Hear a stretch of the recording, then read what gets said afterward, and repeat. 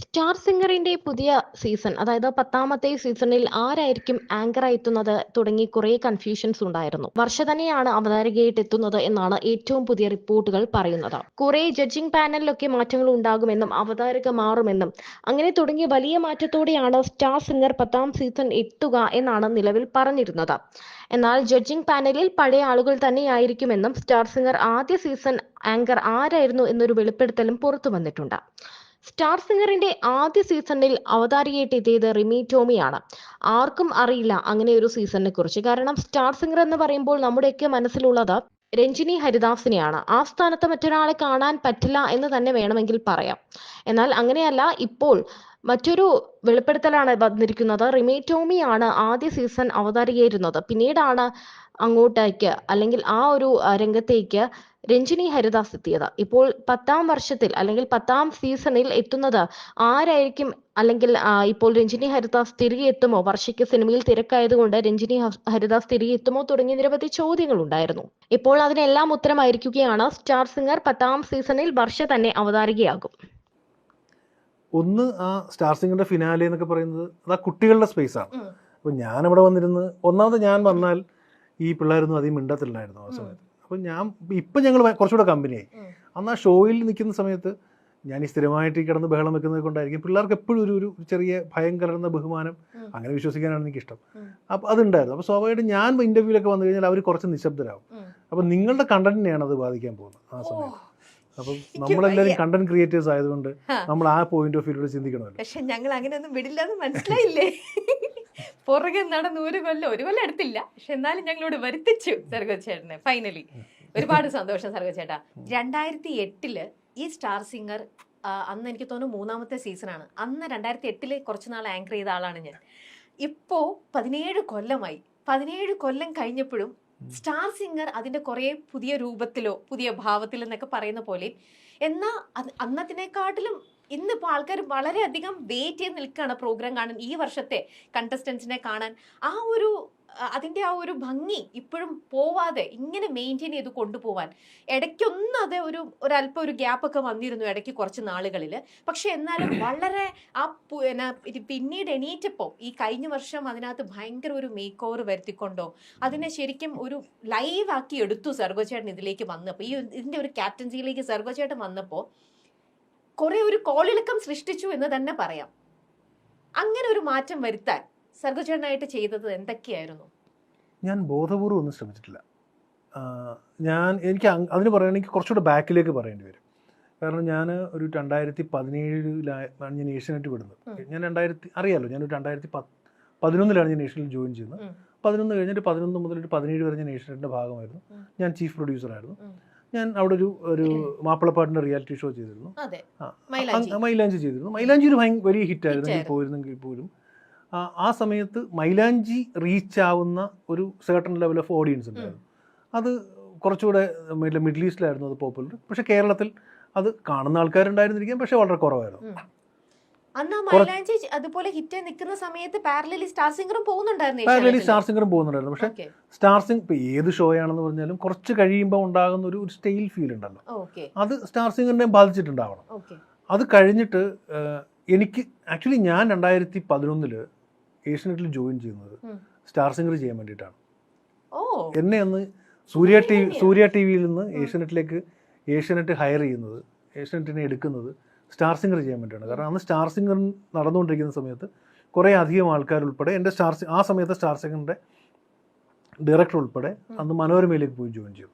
മഴവില്ലിൻ്റെ അന്ന് മഴവില്ലിൽ ജോയിൻ ചെയ്തപ്പോൾ ആ ഒരു സ്പേസിലേക്ക് സ്റ്റാർ സിംഗർ ചെയ്യാൻ വേണ്ടിയിട്ടാണ് അന്ന് അത്യാവശ്യം എന്താ പറയുക പോപ്പുലർ ആയിരുന്ന ഷോസ് ചെയ്തുകൊണ്ടിരുന്ന എന്നെ സൂര്യ ടി വിയിൽ നിന്ന് ഏഷ്യാനെറ്റിലേക്ക് ഹയർ ചെയ്യുന്നത്. പക്ഷേ ഏഷ്യാനെറ്റിൽ ഞാൻ ചെന്ന് കഴിഞ്ഞപ്പോഴത്തേക്ക് സ്റ്റാർ സിംഗർ എനിക്ക് ചെയ്യാൻ പറ്റിയില്ല. അതിൻ്റെ പിന്നിൽ എന്താ പറയുക കുറേ സംഭവങ്ങളുണ്ടായിരുന്നു. പുതിയതായിട്ട് വരുന്ന ഒരാൾക്ക് സ്റ്റാർ സിംഗർ ഏൽപ്പിക്കാൻ എന്താ പറയുക അവിടുത്തെ ഹെഡ് ലെവലിലുള്ള പലർക്കും ചില ടെൻഷൻസും കാര്യങ്ങളൊക്കെ ഉണ്ടായിരുന്നു. പക്ഷെ ഞാൻ അങ്ങനെ സ്റ്റാർ സിംഗർ എനിക്ക് എന്നും ഒരു കിട്ടാക്കനിയായിട്ട് ഇങ്ങനെ അങ്ങ് പോയി. പിന്നെ മൈലാഞ്ചി ചെയ്തു. മൈലാഞ്ചി ചെയ്യുമ്പോഴും എൻ്റെ ഉള്ളിൽ സ്റ്റാർ സിംഗർ ഉണ്ട്, പക്ഷെ എനിക്ക് റീച്ച് ചെയ്യാൻ പറ്റുന്നതിനപ്പുറത്താണ് സ്റ്റാർ സിംഗർ എന്ന് എനിക്ക് തോന്നിയിരുന്നു ആ സമയത്ത്. കാരണം പതുക്കെ സ്റ്റാർ സിംഗർ എൻ്റെ അടുത്ത് നിന്ന് ഇങ്ങനെ അകന്നകന്ന് പോകുന്നത് എനിക്ക് മനസ്സിലായിട്ടുണ്ടായിരുന്നു. അങ്ങനെ ഒരു 2017 ഒക്കെ ആയി കഴിഞ്ഞപ്പോഴത്തേക്ക് എനിക്ക് സീൽ എന്നൊരു ഓഫർ വന്നു. സീൽ നിന്ന് ഓഫർ വന്നപ്പോൾ ഞാൻ സിയുടെ നാഷണൽ ലെവലിലുള്ള സാരിഗമപ്പ എന്ന് പറഞ്ഞ ഷോ ഞാൻ കണ്ടിട്ടുണ്ട്. അപ്പം ഞാൻ ആദ്യം പറഞ്ഞത് ഞാൻ സിയിൽ ജോയിൻ ചെയ്യുന്നില്ല, എനിക്ക് എന്തായാലും സിനിമയാണ് എൻ്റെ സ്വപ്നം, ഞാൻ സിനിമയിലേക്ക് പോവാണ്, എനിക്ക് നിങ്ങളൊരു കാര്യം ചെയ്യും, എനിക്ക് സാരിഗമപ്പയുടെ എനിക്ക് ഔട്ട്സൈഡ് പ്രൊഡക്ഷൻ തരാൻ പറ്റുമോ? അപ്പോൾ അവർ കുറച്ച് ആലോചിച്ചിട്ട് ഔട്ട്സൈഡ് പ്രൊഡക്ഷൻ തരാൻ പറ്റില്ല, നിങ്ങളുടെ പ്രോഗ്രാം ഹെഡായിട്ട് ജോയിൻ ചെയ്യണം എന്നൊരു സാധനമാണ് അവർ വെച്ചത്. അപ്പോൾ അങ്ങനെയാണെങ്കിൽ നിങ്ങൾക്കത് ചെയ്യാം എന്ന് പറഞ്ഞു. അങ്ങനെ ഞാൻ ഓൺലി ബിക്കോസ് ഓഫ് സാരിഗമപ്പ അല്ലെങ്കിൽ only because of such an amazing show ഞാൻ സിയിൽ പ്രോഗ്രാം ഹെഡായിട്ട് ജോയിൻ ചെയ്തു. അവർ പറഞ്ഞ പോലെ തന്നെ ഞാൻ സരിഗമപ്പ സ്റ്റാർട്ട് ചെയ്യുന്നു. സരിഗമപ്പ സ്റ്റാർട്ട് ചെയ്യുമ്പോൾ അന്ന് എനിക്ക് തോന്നുന്നു സരിഗമപ്പയ്ക്കൊപ്പം സമാനമായിട്ടുള്ള ഷോസ് മഴവിൽ സ്റ്റാർട്ട് ചെയ്യുന്നുണ്ട്, സൂര്യ TV സ്റ്റാർട്ട് ചെയ്യുന്നുണ്ട്. അപ്പം നമ്മളായിരുന്നു അന്നത്തെ കണ്ടസ്റ്റൻസിന് നമ്മളൊരു ഓഡിഷൻ വെക്കുകയാണെങ്കിൽ ആൾക്കാർക്ക് ലീസ്റ്റ് പ്രയോറിറ്റി എന്ന് പറയുന്ന സാധനം സി ആണ്. കാരണം സി എന്ന അത്രയും പോപ്പുലർ അല്ല. സി തുടങ്ങിയിട്ട് തന്നെ ഏതാണ്ട് 2 മാസമേ ആയിട്ടുണ്ടായിരുന്നു. അപ്പം ഞാൻ ഈ കുറേ പിള്ളേരെ എല്ലാം കൂടെ പലയിടത്തുനിന്നായിട്ട് തട്ടിക്കൂട്ടി കിട്ടിയ പിള്ളേരെയും കൂടെ ഒക്കെ വെച്ചിട്ട് ഞാൻ സരിഗമപ്പ ലോഞ്ച് ചെയ്തു. പക്ഷേ ബാക്കിയുള്ള 2 ഷോസും നന്നായി വർക്കൗട്ടായില്ല. സരിഗമപ്പ കയറി ഞാൻ കൊളുത്തി. അപ്പോൾ എൻ്റെ ഒരു എന്ന് വെച്ചാൽ എനിക്ക് സ്റ്റാർ സിംഗറിൽ ചെയ്യാൻ പറ്റാതിരുന്നതെല്ലാം ഞാൻ സരിഗമപ്പയിൽ ചെയ്തു. ആൻഡ് സരിഗമപ്പ ഒരു വലിയ ഹിറ്റായി മാറി. എനിക്ക് തോന്നുന്നു 2014 ശേഷം മലയാളത്തിന് അങ്ങനെ ഒരു റിയാലിറ്റി ഷോസ് ഒന്നും വന്നിരുന്നില്ല. പ്രത്യേകിച്ച് മ്യൂസിക് റിയാലിറ്റി ഷോസിൻ്റെ അതങ്ങ് ഫെയ്ഡായി. കാരണം ഒരേ പാട്ടുകൾ, ഒരേ ടൈപ്പ് ജഡ്ജിങ് എന്നൊക്കെ പറഞ്ഞിട്ട് പിന്നെ ആ സമയത്താണ് FM വരുന്നത്. കുറച്ചുകൂടെ ക്ലാരിറ്റിയുള്ള പാട്ടുകൾ കേൾക്കാൻ തുടങ്ങിയ ആൾക്കാർ. ടെലിവിഷനിലൂടെ കേൾക്കുന്ന പാട്ടുകൾക്ക് എന്നും ഒരു മോണോയോ സ്റ്റീരിയോയോ സ്വഭാവമേ ഉള്ളൂ. ഇപ്പോൾ യൂട്യൂബിൻ്റെ തരംഗം വരുന്നു. അങ്ങനെ സ്വാഭാവികമായിട്ടും ആൾക്കാരുടെ ഒരു ഹിയറിംഗ് സെൻസിബിലിറ്റി ഭയങ്കരമായിട്ട് മാറി. അവർക്ക് കുറച്ചുകൂടെ നല്ല പാട്ടുകൾ കുറച്ചുകൂടെ ക്വാളിറ്റിയോടെ കേൾക്കാൻ തുടങ്ങിയപ്പം അവർക്ക് ഈ ടെലിവിഷനിലൂടെ കേൾക്കുന്ന പാട്ടുകൾ പോരാതെ വന്നു. അപ്പോൾ അങ്ങനെ പതുക്കെ ഇതൊന്നും ഇനി റിയാലിറ്റി ഷോ ടെലിവിഷനിൽ വർക്കൗട്ട് ആവില്ല എന്ന് ചിന്തിച്ച് തുടങ്ങിയ സമയത്താണ് ഒരു കൊടുങ്കാറ്റ് പോലെ സരിഗമപ്പയുടെ വരവ്. അപ്പം സരിഗമപ്പയുടെ വരവ് എന്ന് പറയുന്നത് എനിക്കും കുറേ ഗുണം ചെയ്തു. കാരണം വെച്ചാൽ അത് പെട്ടെന്ന് ഇങ്ങനൊരു ഷോ വരുന്നു. ആ ഷോ ഭയങ്കര ന്യൂജൻ ലെവൽ ഓഫ് ഷോയാണ്. ആ ഷോ ഭയങ്കരമായിട്ട് ചർച്ച ചെയ്യപ്പെടുന്നു. ഷോ ഹിറ്റായതപ്പം എന്നെയും ആൾക്കാർ ശ്രദ്ധിച്ചു തുടങ്ങി. അത് കഴിഞ്ഞ് ഞാനൊരു 2021 സി വിടുന്നു. സി വിട്ട് കഴിഞ്ഞപ്പോൾ ഇനി എനിക്ക് കുറേ ഓഫേഴ്സ് ഉണ്ടായിരുന്നെങ്കിൽ പോലും ആ സമയത്ത് എനിക്ക് പ്രോപ്പറായിട്ട് അതൊന്നും റീച്ച് ചെയ്യാൻ പറ്റില്ല. കാരണം കോവിഡിൻ്റെ സെക്കൻഡ് വേവ് വന്നിരിക്കുന്ന സമയമായിരുന്നു. പ്രൊഡക്ഷൻ മുഴുവൻ നിർത്തിയിരിക്കുകയായിരുന്നു.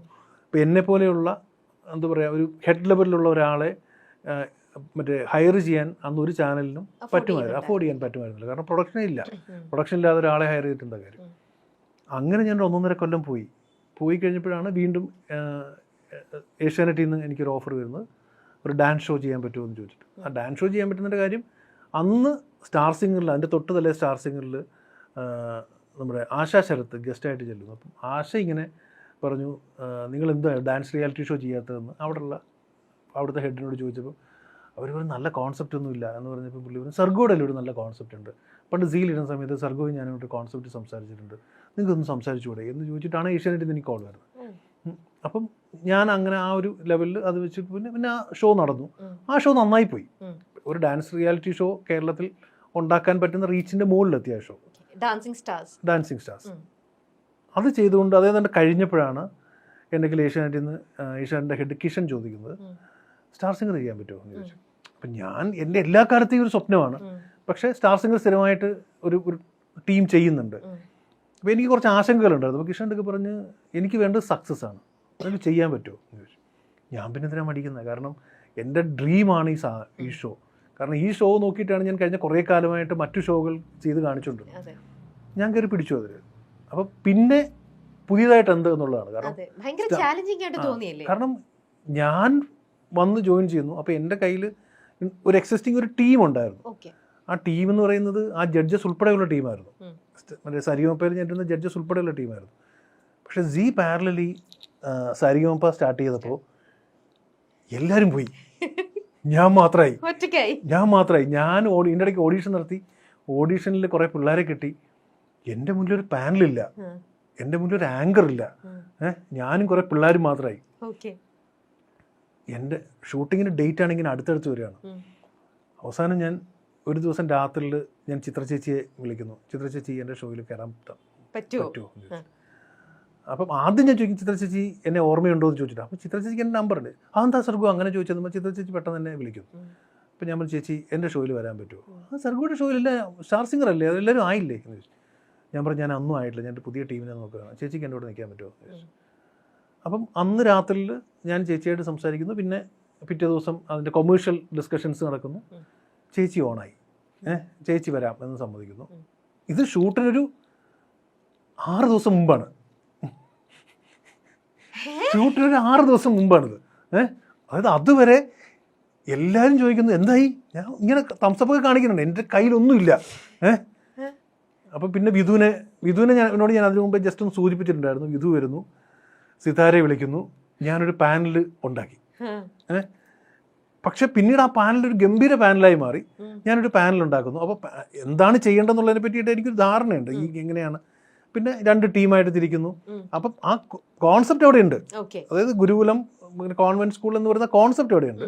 പക്ഷെ ഇരിക്കാൻ ഈ മെയിൻ തലകളാണ് ഇല്ലാതെ പോയത്. കാരണം ഈ തലകൾ മുഴുവൻ അങ്ങ് പോയി. പിന്നെ ആങ്കർ വേണം. അപ്പോൾ ആ സമയത്ത് അത് കുറച്ച് മുമ്പ് എൻ്റെ കയ്യിൽ വർഷ എന്നെ വന്ന് കണ്ടിരുന്നു. ശില്പബാല പറഞ്ഞിട്ട് എന്നെ വന്ന് കണ്ടിരുന്നു. അപ്പം ഞാൻ വർഷ എടുക്കൽ ഓക്കെ എന്നും പറഞ്ഞില്ല, നോ എന്നും പറഞ്ഞിരുന്നില്ല. പിന്നെ ഞാൻ വീണ്ടും വർഷ എന്നെ കാണാൻ വരുന്നു. ഞാൻ വർഷ എടുക്കൽ വീണ്ടും സംസാരിക്കുന്നു. ഒരു 2 ദിവസം വർഷയ്ക്ക് ഞാനൊരു ചെറിയ ട്രെയിനിങ് പോലെ കൊടുക്കുന്നു. തട്ടേ കയറുന്നു. ഇത്രയ്ക്കുള്ള സമയം ഉണ്ടായിരുന്നുള്ളൂ. അപ്പം ഞാൻ എത്രയോ ദിവസങ്ങളിൽ ഈ അൺസർട്ടനിറ്റീസിൻ്റെ പീക്കിൽ നിൽക്കുന്ന ദിവസങ്ങളിലൊക്കെ ഞാനിങ്ങനെ ചിന്തിച്ചിരുന്നു, എനിക്ക് മാത്രം എന്താ ഇങ്ങനെ? കാരണം ഞാൻ എവിടെ ചെന്നാലും പണിയാണല്ലോ ഭഗവാനെ. കാരണം ഇത് എനിക്ക് അതായത് എന്ത് പറഞ്ഞു നമ്മളിനി എത്ര എന്ന് പറഞ്ഞാലും സരിഗമപ പാരലലി നടക്കുന്നു, സ്റ്റാർ സിംഗർ ഇവിടെ തുടങ്ങുന്നു, ഒരു കമ്പാരിസൺ ഉണ്ടാവും.